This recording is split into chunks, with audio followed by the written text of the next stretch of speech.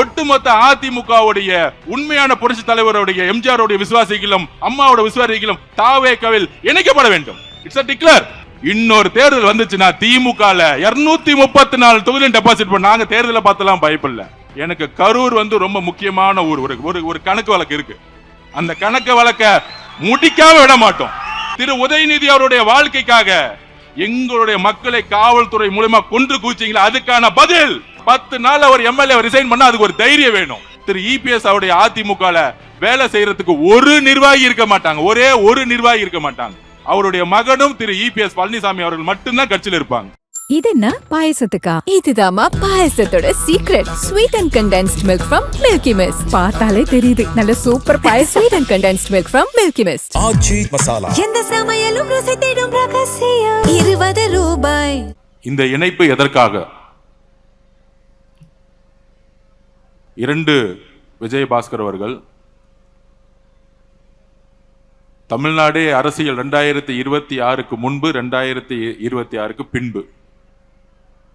முன்பு 1967 தேர்தலுக்கு முன்பு, தேர்தலுக்கு பின்பு, 1977 தேர்தலுக்கு பின்பு, தேர்தலுக்கு முன்பு, தேர்தலுக்கு பின்பு, அப்படியான அரசியல் சூழ்நிலை 50 வருடங்கள் கழித்து 2026 இப்ப சொன்னாங்களே இங்க வந்திருக்கக்கூடிய விஜயபாஸ்கர் ஸ்கொயர்னு சொன்னாங்க. ஆனால் தமிழ்நாட்டில் தேர்தலுக்கு பின்பு விஜய் என்ற ஒரு முழக்கம் தமிழ்நாடு முழுவதும் மட்டுமல்ல உலகம் முழுவதும் ஒலித்திட்டு இருக்கு இன்னைக்கு வரைக்கும். அதனால எங்களுடைய தலைவருடைய பெயர்ல உங்களுடைய பெயர் ஆரம்பிக்குது. உங்களுடைய எதிர்காலம் இங்க பிரகாசமாக இருக்கும். அதற்கான உறுதி எங்களுடைய தலைவரிடம் இருக்கிறது, எங்களிடம் இருக்கிறது. இணைந்து பணி செய்வோம். இணைந்து என்ன மாதிரியான பணி செய்ய வேண்டும், என்ன மாதிரியான அரசியலை 2026க்கு அப்புறம் எங்களுடைய தலைவர், எங்களுடைய முதல்வர் உருவாக்கி இருக்கிறார். எல்லோருக்கும் தெரியும், பண அரசியலை 75 வருஷ பண அரசியலை தூக்கி எறிஞ்சது தமிழக வெற்றி கழகம். மத அரசியலை தூக்கி எறிந்திருக்கிறது, ஜாதி அரசியலை தூக்கி எறிஞ்சிருக்கு தமிழக வெற்றி கழகம் இந்த தேர்தலுக்கு பின்பு. ஆனால் 2026க்கு பின்பு என்ன மாதிரி அரசியல் சூழ்நிலை, அரசியல் விமர்சகர்கள் என்கின்ற போர்வையில் பேசிட்டு இருப்பாங்க. அதிமுக இருக்கக்கூடிய எம்எல்ஏக்கள், முன்னாள் சட்டமன்ற உறுப்பினர்கள், நாடாளுமன்ற உறுப்பினர்கள், மாவட்ட செயலாளர்கள், முன்னாள் அமைச்சர்கள் எல்லாம் சேர்றாங்க. எம்எல்ஏக்கள் சேரும்போது அது குதிரை பேரும். நாங்கள் எம்எல்ஏக்கள் வரும்போது சொன்னோம், ஒட்டுமொத்த அதிமுகவுடைய 90% நிர்வாகிகள், தொண்டர்கள் தமிழக வெற்றி கழகத்தில் இணைய போகிறார்கள். ஏன் இணைய போகிறார்கள்? அதற்கான மெசேஜும் 30 நாளுக்கு முன்னாடி சொன்னோம். 2026 தேர்தலுக்கு பின்பு தமிழக வெற்றி கழகம் 108 தொகுதி நிற்கும் பொழுது, நேற்று கூட்டணி கட்சியோடைய மீட்டிங்லாம் நடந்துட்டு இருந்துச்சு. அப்ப அங்க வந்த அனைத்து தலைவர்களும், காங்கிரஸோட தலைவர்கள், நேற்று காலையில் வந்த கம்யூனிஸ்ட் தோழர்கள், மதிமுகவோட தலைவர், விசிகே உடைய தலைவர், இந்திய கம்யூனிஸ்ட் ஐஎம்ஓட தலைவர்கள் சொன்ன ஒரு வார்த்தை, நீங்க ஆட்சி அமைக்கிறதுக்கு என்ன நிலைப்பாடுனா எடுப்பீங்கன்னு நினைச்சோம். மாண்புமிகு முதலமைச்சர் அவர்களை பார்த்து சொன்னார்கள், 108 வந்தவொடனே நீங்க அதிமுகவுடைய இபிஎஸ் அவர்களிடம் ஆதரவு கேட்பீங்கன்னு நினைச்சோம். 47 எம்எல்ஏ இருந்தாங்க. அந்த ஆதரவுடன் நீங்க ரொம்ப எளிமையா ஈஸியா நீங்க முதலமைச்சர் ஆயிருக்கலாம். ஆனால் நீங்கள் அழைத்தது இந்திய காங்கிரஸ் கட்சியை. அவங்க 5 எம்எல்ஏ தான் வச்சிருந்தாங்க. கம்யூனிஸ்ட் கட்சி தோழர்கள் சப்போர்ட் பண்ணுவாங்களா இல்லையா தெரியாது. விசிகே சப்போர்ட் பண்ணுமா இருக்கா தெரியாது. 60 வருஷம் உறவு இருக்கக்கூடிய ஐஎம்எல் சப்போர்ட் பண்ணுமா இருக்குமா தெரியாது. ஆனால் நீங்கள் காங்கிரஸை அழைத்த பொழுது நாங்கள் நம்பினோம், நீங்கள் மதசார்பற்ற கொள்கையிலும் சமூக நீதி கொள்கையிலும் உறுதியாக இருக்கிறது என்பதை நாங்கள் நம்பினோங்கிறது எல்லா தலைவர்களும் சொன்னார்கள். அப்ப எங்களுடைய தலைவர், தமிழக வெற்றி கழகம், எம்எல்ஏக்கள் தேவைப்பட்டாலும் காங்கிரஸ் உடைய 5 எம்எல்ஏக்களுடன், கம்யூனிஸ்ட் தோழர்களுடன், விசிக தோழர்களுடன், ஐஎம்எல் தோழர்களுடன் ஆட்சி அமைக்கிறதுக்கு கடைசி நாள் வரைக்கும் போராடினோம். ஆனால் ஏன் அதிமுகவுடைய திரு இபிஎஸ் பழனிசாமி நாங்கள் ஆதரவு கேட்கவில்லை? It's a political strategy. என்ன பொலிட்டிக்கல் ஸ்ட்ராட்டஜி அது? தேர்தலுடைய ரிசல்ட் வந்துட்டு இருக்க நேரத்தில் ஒரு 7-8 மணிக்கெல்லாம் தகவல் வந்து 108 110 நிக்கிறோம். சரியாக நைட்டு 10 மணிலிருந்து திரு மு.க. ஸ்டாலின் அவர்களும் திரு உதயநிதி அவர்களும் அதிமுகவுடைய இபிஎஸ் பழனிசாமி அவர்களும் அவருடைய மகன் மிதுன் அவர்களும் பாஷ்யம் கன்ஸ்ட்ரக்ஷன் கம்பெனியுடைய ஓனர் அவர்களும் எல்லோரும் ஒன்று சேர்ந்து திமுகவும் அதிமுகவும் சேர்ந்து ஆட்சியை அமைக்க பேச்சுவார்த்தை நடத்த ஆரம்பிச்சிட்டாங்க. அதிமுகவுடைய நிறுவனர் யார்? புரட்சி தலைவர் அவர்கள் எதற்காக கட்சியை உருவாக்கினார்? அண்ணன் செங்கோட்டையன் வந்தார்களே இங்க, புரட்சி தலைவருடைய அமைச்சரவையில் பங்கு பெற்றவர். அதுக்கப்புறம் புரட்சி தலைவி அம்மா அவர்கள் அதிமுகவை வழிநடத்திய பொழுது எதற்காக என்ன சொல்லி வழிநடத்தினார்கள்? இந்த திமுக தீய சக்தி குடும்பம் ஊழலுக்காக உருவாக்கப்பட்டது. இந்த தீய சக்தி எதற்கு அதிமுகவை உருவாக்கியது புரட்சி தலைவர் எம்ஜிஆர் அவர்கள். அதை வழிநடத்தியவர்கள் புரட்சி தலைவி அம்மா அவர்கள். புரட்சி தலைவர் அவர்களுக்கு என்ன நேர்ந்தது? புரட்சி தலைவி அவர்களுக்கு என்ன நேர்ந்தது? சட்டமன்றத்தில் மரபை பத்தி பேசுறாங்க. புரட்சி தலைவி அவர்களை சேலையோ ஜெயிச்சு முடிச்ச உடனே அங்க ஒரு குடும்ப கட்சி, இப்பொழுது இபிஎஸ் அவர்களும் தன்னுடைய மகனும் மட்டும்தான் கட்சி நடத்திட்டு இருக்காங்க, வேற யாரும் இல்லை. இப்ப இன்றைக்கு 2 சகோதரர்கள் விஜயபாஸ்கர் சேர்ந்த பிறகு 60% அதிமுக இணைந்து விட்டது. % தான் இருக்கு, இன்னும் 30% தான் இருக்கு. அப்ப பொதுமக்களுக்கு வெளிப்படைத்தன்மை நம்ம பேசணும். எதுக்கு இந்த பொலிட்டிக்கல் ஸ்ட்ராட்டஜி எடுக்கிறோம்? எதிர்காலம் அல்ல, உடன்படிக்கை ஏற்பட்டு விட்டது. இன்னும் அறிவிப்பு மட்டும்தான் இல்ல. திரு மு.க. ஸ்டாலின் அவர்களும் தலைவர், அதிமுகவோட பொதுச் செயலாளர் கூடிய விரைவில் கூட்டணி அறிவிக்க போறாங்க. ஒன்னு உள்ளாட்சி தேர்தல் அப்ப இருக்கும், இல்லைன்னா லோக்சபா தேர்தல் இருக்கும், மக்களவை தேர்தல் இருக்க போகுது. அப்ப இவங்க 2 பேரும் சேரும் பொழுது டெல்லியோடைய சப்போர்ட்டும் பிஜேபியோட சப்போர்ட்டும் சேர்ந்துக்கிட்டு ஒரு அரசியல் சூழ்நிலையை தவறா தமிழ்நாட்டில் உருவாக்கிடக்கூடாது. அப்படி சேரும் பொழுது ஒட்டுமொத்த அதிமுக நிர்வாகிகள் ஆல்ரெடி இங்க மூவ் ஆயிட்டாங்க, தமிழ் வெற்றி கழகத்துக்கு மூவ் ஆயிடுவாங்க அந்த முடிவு எடுக்க போது முன்னாடியே. அப்ப நாளைக்கு அதிமுக வெறும் பேப்பர் லெவல்ல இருக்கும். அப்ப இபிஎஸ் அவர்களும் திரு மு.க. ஸ்டாலின் சேரும் பொழுது ஒவ்வொரு மாவட்டத்திலும் திரு இபிஎஸ் அவருடைய அதிமுக வேலை செய்யறதுக்கு ஒரு நிர்வாகி இருக்க மாட்டாங்க, ஒரே ஒரு நிர்வாகி இருக்க மாட்டாங்க. அவருடைய மகனும் திரு இபிஎஸ் பழனிசாமி அவர்கள் மட்டும்தான் கட்சியில் இருப்பாங்க. இன்னொரு 5 பேர் இருப்பாங்க, அவங்களுக்கு தேர்தல் வேலை செய்யவே தெரியாது, அவங்களை விட்டுருவோம்.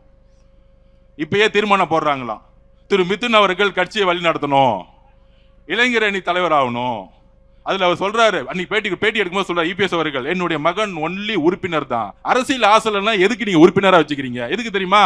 திரு உதயநிதி அவர் சொன்னாருங்களே, என் மகன் 25 வருஷமா உறுப்பினரா இருந்தாரு, அதனால டக்கு நான் இளைஞர் தலைவர் ஆகிட்டேன், அதனால சட்டமன்ற உறுப்பினர் ஆகிட்டேன், அதனால துணை முதலமைச்சர் ஆகிட்டேன். இதே கதை தான் அடுத்து இபிஎஸ் அவர்கள் ஃபாலோ பண்ண போறாங்க. இது தெரிஞ்சுக்கிட்டாங்க எல்லா மாவட்ட செயலாளர்களும் எல்லா முன்னாள் அமைச்சர்களும் நல்லா தெரிஞ்சுக்கிட்டாங்க. இது குற்றச்சாட்டு அல்ல. 2 பேரும் சேர்ந்து சொன்னது யார் தெரியுமா? மார்க்சிஸ்ட் கம்யூனிஸ்டுடைய அகில இந்திய தலைவர் திரு பேபி அவர்கள் சொன்னார், நாங்கள் ஏன் தமிழக வெற்றி கழகத்திற்கு ஆதரவு கொடுக்கிறோம்னா அதிமுகவும் திமுகவும் பிஜேபியும் சேர்ந்து ஆட்சி அமைக்க போது, அதனால நாங்கள் இருக்கிறோம் சொன்னார். திரு சண்முகம் அவர்கள் மார்க்சிஸ்ட் கம்யூனிஸ்டுடைய தலைவர் தமிழ்நாட்டில் அவர் சொன்னார், திமுகவும் அதிமுகவும் பிஜேபியும் சேர்ந்து ஒரு புடலங்கா கூட்டணி உருவாக்குவீங்க, அதுக்கு நாங்கள் சப்போர்ட் பண்ணுவோமா? இது சொன்னது யாரு? தமிழ் வெற்றி கழகமா? இல்லை, 10 வருஷமா திமுக கூட்டணியில் இருந்த கம்யூனிஸ்ட் தோழர்கள். ஐஎம்எல் தலைவர் சொல்றாரு, என்ன கூப்பிட்டாங்க, அதிமுகவும் திமுகவும் சேர்ந்து ஆட்சி அமைக்கிறதுக்கு என் சப்போர்ட் கொடுக்க சொன்னாங்க. முதல்ல 2.5 வருஷம் அவங்க முதலமைச்சர் இபிஎஸ் அவர்கள் முதலமைச்சர், அடுத்து உதயநிதி முதலமைச்சர். என்ன ஒரு சூழ்ச்சி, எவ்வளவு பெரிய அநியாயம்! இதை எதிர்க்கிறதுக்கு ஒட்டுமொத்த அதிமுக தொண்டர்களும் குரல் கொடுத்தாங்க. ஒட்டுமொத்த அதிமுக 47 எம்எல்ஏ 20 எம்எல்ஏ 25 எம்எல்ஏ அப்பவே குரல் கொடுத்தாங்க. திமுக சேரக்கூடாது சொன்னது கம்யூனிஸ்ட் மட்டும் கிடையாது, சொன்னது ஐஎம்எல் மட்டும் கிடையாது. உண்மையான மக்கள் தலைவருடைய விசுவாசிகளா இருக்கக்கூடிய அண்ணன் விஜயபாஸ்கர் அவர்களும், கரூர் விஜயபாஸ்கர் அவர்களும், அண்ணன் சி வி சண்முகம் அண்ணன் அவர்களும் எல்லோரும் இணைந்து திமுகவுடன் சேரக்கூடாதுன்னு சொன்னாங்க. ஆனால் அவங்களை பதவி விட்டு நீக்கிறதுக்கு எப்படி அண்ணன் செங்கோட்டை அண்ணன் பதவிக்கு நீக்கணும்னு நினைச்சாரோ, கடைசியில் அவங்க 2 பேரும் அப்பாவும் மகன் மட்டும்தான் இருக்க போறாங்க. இங்க ஒரு அப்பா மகன், அங்க ஒரு அப்பா மகன், 2 பேர் 4 பேர் முடிச்சிடலாம். தலைவர் சொன்ன சட்டமன்றத்தில் 4 பேர் முடிஞ்சிருவாங்க. அப்ப இயற்கையாகவே குரல் கொடுத்தது உள்ள இருந்துட்டு அதிமுக குரல் கொடுத்தது ஒரு 20-25 எம்எல்ஏ. அக்கா வந்திருக்காங்களே மதுராந்தகத்தோட எம்எல்ஏ ஒரு 4 பேர் ரிசைட் பண்ணாங்க. எல்லாரும் சேர்ந்து குரல் கொடுத்தாங்க. அந்த குரல் கொடுத்ததுடைய வெளிப்பாடு அப்பையும் அதிமுக பொதுச்செயலாளருடைய காதுல உழுவல. அதனாலதான் ரிசைன் பண்ணி தமிழக வெற்றி கழகத்தில் சேர்ந்தாங்க தைரியமா. 10 நாள் அவர் எம்எல்ஏ ரிசைன் பண்ண அதுக்கு ஒரு தைரியம் வேணும். அந்த தைரியம் எங்க இருந்து வந்துச்சுன்னா, புரட்சி தலைவி அம்மா கிட்ட நான் வளர்ந்தேன், எனக்கு பேர் வச்சதே புரட்சி தலைவர் தான். அம்மா புரட்சி தலைவர் தான் எனக்கு பேர் வச்சாங்க. மதுராங்கத்தோட எம்எல்ஏ நம்ம சகோதரி சொன்னாங்களே புரட்சி தலைவர் தான் எனக்கு பேர் வச்சாங்க. எப்படி நான் திமுக சேரும் போது நான் எப்படி அந்த கட்சியில இருப்பேன்? தைரியமா கையை ரிசைன் பண்ணிட்டு வந்தாங்க. ஆனா நம்மள பார்த்து சொல்றாங்க குதிரை பேர் நடத்துறேன்னு. குதிரை பேர் நடத்துறது யாரு? எனக்கு கரூர் ரொம்ப முக்கியமான ஊர். ஒரு கணக்கு வழக்கு இருக்கு. அந்த கணக்கு வழக்க முடிக்காம விட மாட்டோம். இதே மண்டலத்தில் சொன்னோம், எங்க தலைவரை கை வச்சீங்கல்ல கரூர்ல, எங்க மக்களை கை வச்சீங்கல்ல ஸ்டாலின் அவர்களே, திரு உதயநிதி அவருடைய வாழ்க்கைக்காக எங்களுடைய மக்களை காவல்துறை மூலமா கொன்று கூச்சீங்களா, அதற்கான பதில் ஒரு நேரத்தில் நடக்கும். சட்டம் தன்னுடைய கடமையை செய்யும். அப்ப கரூர்ல எந்த மாதிரி சூழ்ச்சியை உருவாக்கினார் அது கண்பட பார்த்தவர் நம்மளுடைய அண்ணன் விஜயபாஸ்கர் அண்ணன். எல்லா உண்மைகளும் வரும். இதை மறைக்கிறதுக்காக தான் இப்ப இந்த 10 நாளா தமிழக வெற்றி கழகத்தில் எம்எல்ஏவை விலை கொடுத்து வாங்குறதுக்கு 50 கோடி ஆஃபரா. போன் அடிச்ச உடனே போலீஸ்க்கு இன்ஃபார்ம் பண்ணிட்டார் நம்ம எம்எல்ஏ. திராவிட முன்னேற்ற கழகத்தின் திரு மு.க. ஸ்டாலின் அவர்களே, எங்களுடைய ஒரே ஒரு வேட்பாளரை நீங்க விலை கொடுத்து வாங்க முடியல. அதை ஞாபகம் வச்சுக்கோங்க. ஒரு வேட்பாளரை 234 233 பேர் தாக்கல் பண்ணி நின்னாங்க எலெக்ஷன்ல. உங்களுக்கு காசு கொடுத்து வேலை செய்யறதுக்கு காசு இல்லாம வேலை செய்யறதுக்கு இன்னும் திமுக ஒன்னும் தெரியல. இங்க இருக்கக்கூடிய அதிமுக தொண்டர்கள் ஒருத்தரும் காசுக்காக இங்க வரல. புரட்சி தலைவர் அம்மாக்காக, புரட்சி தலைவர் எம்ஜிஆருக்காக உட்கார்ந்துட்டு இருக்காங்க. அப்ப நீங்களும், அதாவது திமுகவுடைய தலைவர் மு.க. ஸ்டாலின் அவர்களும் எடப்பாடி பழனிசாமி அவர்களும் சேர்றதுக்கு முன்னாடி இஸ் a political strategy. எங்களுடைய தலைவர் சொல்லிட்டாரு, ஒட்டுமொத்த அதிமுகவுடைய உண்மையான புரட்சி தலைவருடைய எம்ஜிஆருடைய விசுவாசிகளும் அம்மாவோட விசுவாசிகளும் தாவேகவில் இணைக்கப்பட வேண்டும். It's a declare. இது ஒரு தலைமைக்கான நம்பிக்கை, ஒரு தலைவருக்கான நம்பிக்கை, தன்னுடைய எதிர்காலத்துக்கான நம்பிக்கை தமிழக வெற்றி கழகம் என்பதை அதிமுகவுடைய கிளை, ஒன்றியம், மாவட்டம், நகரம், எம்எல்ஏ, முன்னாள் அமைச்சர்கள் எல்லோரும் ஒன்றிணைந்து இன்னைக்கு வர ஆரம்பிச்சுட்டாங்க. வேற எந்த எதிர்பார்ப்பும் கிடையாது. தமிழக வெற்றி கழகத்தெல்லாம் திமுகவும் அதிமுக உடைய பொதுச்செயலாளர் அடிச்சு வச்சிருக்க மேல காசுல இங்க கிடையாது. நாங்க எளிமையா இருக்கிறோம். இன்றைக்கும் அமைச்சர்கள் ₹1 ஒரு துறையில வாங்கல. ஒரு துறையில ஒரு இடத்துல ஒரு அமைச்சர் காசு வாங்கிட்டாங்க. சொல்லுங்க பாப்போம் திரு மு.க. ஸ்டாலின் அவர்களே. அப்போ ஒரு மாற்றம் உருவாகிட்டு இருக்கு தமிழ்நாட்டில். இந்த மாற்றத்தை மக்கள் சந்தோஷமா மகிழ்ச்சியா அனுபவிச்சுட்டு இருக்காங்க. எந்த டிபார்ட்மெண்ட் போனாலும் ஊழல் இல்லையே.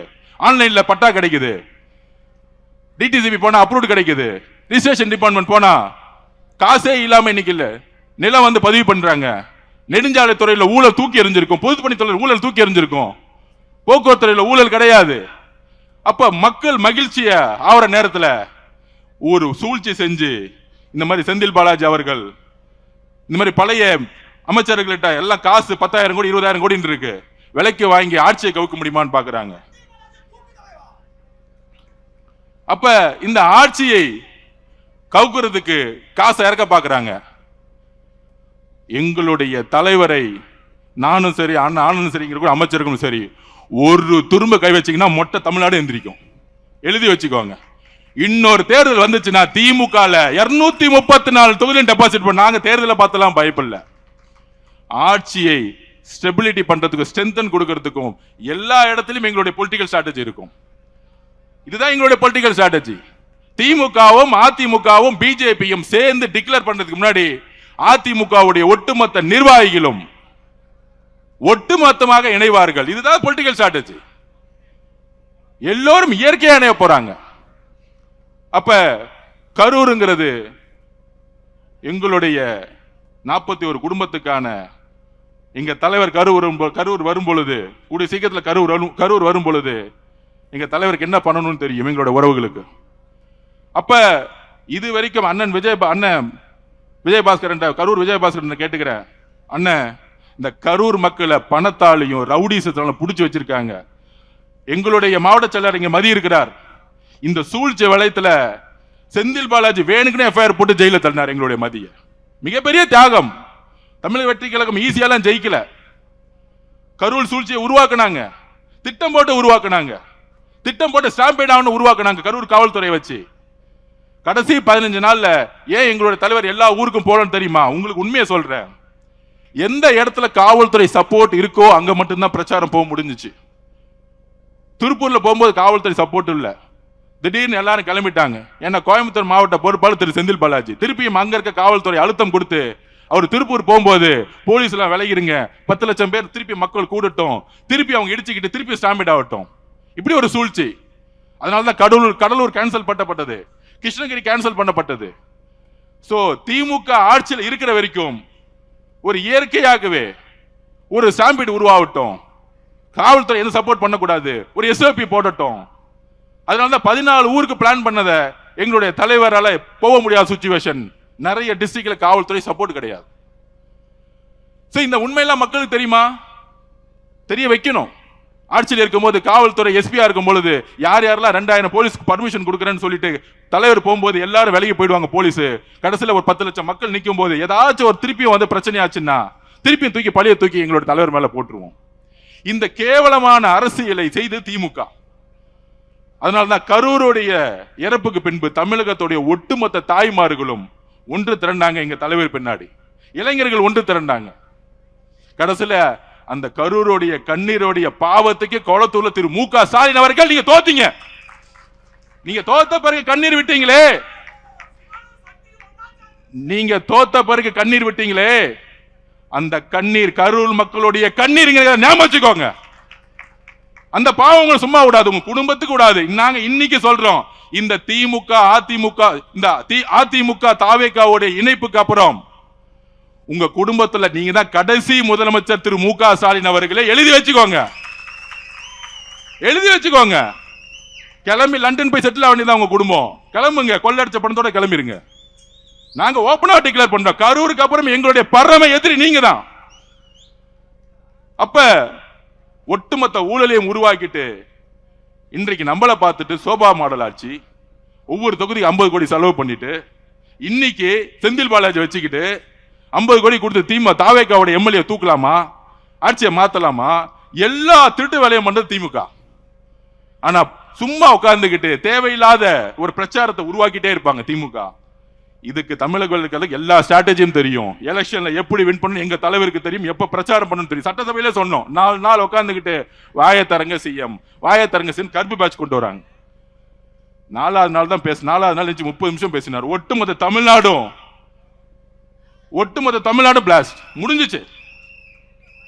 அப்ப தமிழக அதிமுகவுடைய தொண்டர்கள், இங்க இருக்கக்கூடிய நிர்வாகிகளுக்கு ஒரு வேண்டுகோள், தமிழக வெற்றி கழகம் ஒரு குடும்பம் மாதிரி.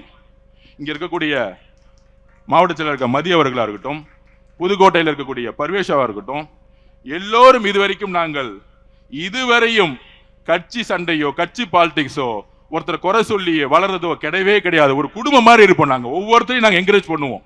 ரமேஷ் பேசுறாரா, நல்லா பேசுறப்பா, மேலவா. எங்க தலைவர் அப்படிதான் பேசி முடிச்ச உடனே, அர்ஜுன் நீங்க நல்லா பேசுனீங்க அர்ஜுன் அப்படின்னு ஒரு தைரியமான தலைவர். அவ்வளோ ஒரு ஃப்ரீடம் இருக்கு இந்த கட்சியில. இங்க இருக்கக்கூடியவர்கள் எல்லோரும் அந்தந்த மாவட்டத்தில் இருக்கக்கூடிய நிர்வாகிகளோட ஒன்றிணையணும். இங்க சென்னையில மட்டும் ஒன்றிணையக்கூடாது, மாவட்ட லெவல்ல ஒன்றியம், கிளை கழகம் எல்லாத்திலும் ஒன்றிணையணும். அதுக்கான பக்குவம் தமிழக வெற்றி கழகத்திற்கு உங்களுக்கும் இருக்கும். நமக்கான ஒரு குறிக்கோள், கனவு இருக்கு. ஆட்சிக்கு வந்துட்டோம், என்ன குறிக்கோள்? இதுதான் குறிக்கோள். திராவிட முன்னேற்ற கழகம் மொத்தமா கொள்ளை அடிச்சு இது வரைக்கும் மக்களுக்கு தண்ணி கொடுக்கல. குழாயில தண்ணி கிடையாது, சரியா கரண்ட் கிடையாது, சரியா ரோடு கிடையாது. அப்ப இந்த எளிமையான பணிகளை செய்யறதுக்கு நாங்க முயற்சி செஞ்சுட்டு இருக்கோம். இது எல்லாம் ஒரு ஊழலா மாத்தி கடைசி ஒரு 40 கோடி கொடுத்து மக்கள் அவங்களை ஜெயிக்க வைக்க முடியல, தூக்கி எறிஞ்சிட்டாங்க. அப்ப தமிழக வெற்றி கழகம் ஏன் பண அரசியல் விரும்ப மாட்டேங்குது? தமிழரோட நோக்கம் என்ன? திமுக ஆல்ரெடி 40 கோடி 30 கோடி கொடுத்து தோத்துட்டாங்க. அப்ப இங்க இருக்கக்கூடிய அமைச்சர்கள் எல்லோரும் முதலமைச்சருடைய வழியில் பணம் வச்சுட்டு என்ன பண்ண போறோம்? பணம் வச்சுதான் திமுக தோத்துட்டாங்களே. இன்னுமே நேர்மையான அரசியலை தலைவர் வழியில் செய்யணும். எல்லாரும் முடிவு பண்ண, தமிழக வெற்றி கழகத்தில் எல்லாரும் முடிவு பண்ணிட்டாங்க. சோ நம்மளுடைய தலைவர் வழியில் நேர்மையான அரசியலையும் மக்களுக்கான அரசியலையும் கொள்கைக்கான அரசியலையும் உருவாக்க வேண்டிய காலகட்டத்தில் தமிழக வெற்றி கழகம் இருக்கிறது. திராவிட முன்னேற்ற கழகம் கொள்கைக்கான அரசியலிருந்து வெளியே போயிட்டாங்க. திமுக தலைவர் சுத்தி யார் இருக்கா? திரு செந்தில் பாலாஜி, திரு வேலு, திரு நேரு. அவங்களுக்கு கொள்கை அரசியல் என்னன்னு தெரியாது, ஊழல் அரசியல் மட்டும்தான் தெரியும். திமுக கொள்கை அரசியல் வெளியே போயிட்டாங்க. அதிமுக இபிஎஸ் அவர்கள் கொள்கையினால என்னன்னே தெரியாது. அப்ப தமிழக வெற்றி கழகம் தான் தமிழ்நாட்டில் உண்மையான பெரியார் கொள்கைகளையும் புரட்சியாளர் அம்பேத்கர் கொள்கைகளையும் காமராஜர் கொள்கைகளையும் நடைமுறைப்படுத்த வேண்டிய ஒரு கட்சி இருக்கு. அதற்கு அரசியல் வெற்றி முக்கியம், தேர்தல் அரசியல் முக்கியம். அந்த தேர்தல் அரசியலுக்கு ஒவ்வொரு மாவட்டத்தில் இருக்கக்கூடிய நிர்வாகிகள், தேர்தல் அரசியல் தெரிந்த நிர்வாகிகள் ஒரு இணைப்பு தேவை. தமிழ்நாட்டை உருவாக்க ஒரு ஸ்ட்ராங்கான ஒரு கட்சி வேண்டும், அடித்தளத்தில் ஒரு கட்சி வேண்டும். அப்படிதான் இன்னைக்கு அதிமுகவுடைய இயற்கையாவே ஒட்டுமொத்த நிர்வாகிகள் தமிழக வெற்றி கழகத்தை நோக்கி மட்டும்தான் வந்துட்டு இருக்காங்க. திமுக பார்த்து போக மாட்டாங்க. அதனால நமக்கான குறிக்கோள் ஊழல்னா என்ன? மக்களுடைய பணத்தை சுரண்டாம உண்மையான ரோடு போடணும், உண்மையான பில்டிங் கட்டணும், நல்ல தண்ணி கொடுக்கணும், நல்ல கரண்ட் கொடுக்கணும். இன்னும் இது நடைமுறைப்படுத்தப்படல. இந்த குறிக்கோளோட நம்ம எல்லோரும் ஒன்றிணைவோம். கரூரை இந்த ரவுடி கூட்டத்திலிருந்து, அது பேர் என்ன சொல்லுவாங்க? Karur gang, Karur company. Karur company என்னெல்லாம் முடக்குறாங்க? மணல் வியாபாரம், அப்புறம் டூப்ளிகேட் சரக்கு, அப்புறம் பாரு, வேற என்ன பிசினஸ்? பாட்டிலுக்கு 10 ரூபா. ஒட்டுமொத்த காசையும் இபி டிபார்ட்மெண்ட்ல டிரான்ஸ்ஃபர் ஊழல், நிலக்கரி ஊழல், ஒட்டுமொத்த காசு 5000 10,000 கோடி வச்சுக்கிட்டு கரூரை ஒரு ரவுடி கண்ட்ரோல் வச்சிருக்காங்க. இதை முதல்ல ஃப்ரீ பண்ணி விட்டு மக்களை ஜனநாயக பூர்வமா வாழணும். எங்களுடைய குறிக்கோள் அந்தந்த தொழில் பண்றவங்க நிம்மதியா தொழில் பண்ணணும். இப்ப சினிமா தொழில் என்ன ஆச்சு பாருங்க. ரெட் ஜெயின் கம்பெனி ஏதாச்சும் படத்தை ரிலீஸ் பண்ணுதா? பண்ண முடியாது. இந்த 5 வருஷத்துல பண்ண சொல்லுங்க பாப்போம். ஏன்னா கருப்பு பணம் கிடையாது. 2000 3000 தேட்டர் கண்ட்ரோல் பண்ண முடியாது. அந்தந்த தொழில் செய்யறவங்க நிம்மதியா தொழில் செய்யணும். எந்த அமைச்சர்களும் போயிட்டு அவங்க கிட்ட காசு கொடுங்க, கமிஷன் கொடுங்க, உங்களை மிரட்டுவோம். அப்படி திமுக இருந்துச்சு, தமிழக வெற்றி கழகத்தில் இப்ப இருக்கா? இபி டிபார்ட்மெண்ட்ல இருக்கா? ஒரு ஊழல் கிடையாது. பொதுப்பணித்துறை, நெடுஞ்சாலைத்துறை, அந்தந்த தொழில் நிறுவனங்கள் அவங்க தொழில் அமைதியா செய்யணும், நேர்மையா செய்யணும்.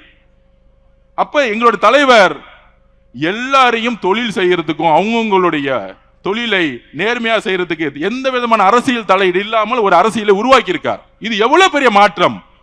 இந்த மாற்றம் திராவிட முன்னேற்ற கழகத்தால கொடுக்க முடியல. ஆனா தமிழக வெற்றி கழகத்தோட தலைவர் ஒரு ஊழல் இல்லாத ஆட்சியை நடைமுறைப்படுத்தி சாத்தியப்படுத்தி இருக்கிறார். சட்டமன்ற நிகழ்வை லைவ் பண்ணதே கிடையாது 50 வருஷத்துல. தைரியமான தலைவர் தான் லைவ் போடுவார். தைரியமான தலைவர் தான் லைவ் போடுவார். திராவிட முன்னேற்ற கழகம் ஆட்சியில் இருக்கும்போது லைவ் போட்டாங்களா? திரு மு க ஸ்டாலின் ஜனநாயகத்தை பத்தி பேசுவார், லைவ் போட்டாங்களா? பத்திரிகையாளர் பார்த்து கேட்கிறேன், லைவ் பண்ணாங்களா? ஏன்? எங்களுடைய தலைவர் அவர்களுக்கு முதலில் அவர் மீது நம்பிக்கை இருக்கு. அவர் மீது நம்பிக்கை வைக்கிறதா வெளிப்படைத்தன்மையோட இருப்பாங்க. அதனால அதிமுகவுடைய சகோதர சகோதரிகளே, உங்களை வரவேற்கிறோம். இது நம்மளுடைய குடும்பம். தமிழக வெற்றி கழகம் ஒரு கட்சி கிடையாது, இது ஒரு குடும்பம். எல்லாருக்குமான ஒரு எதிர்காலம் இங்கே உருவாக்கப்படும் என்கிறதை சொல்லி நம்மளுடைய கொள்கை வழியில் எப்பொழுதும் நடப்பணுங்கிற உங்களுடன் பகிர்ந்துகிறேன். தேங்க்யூ.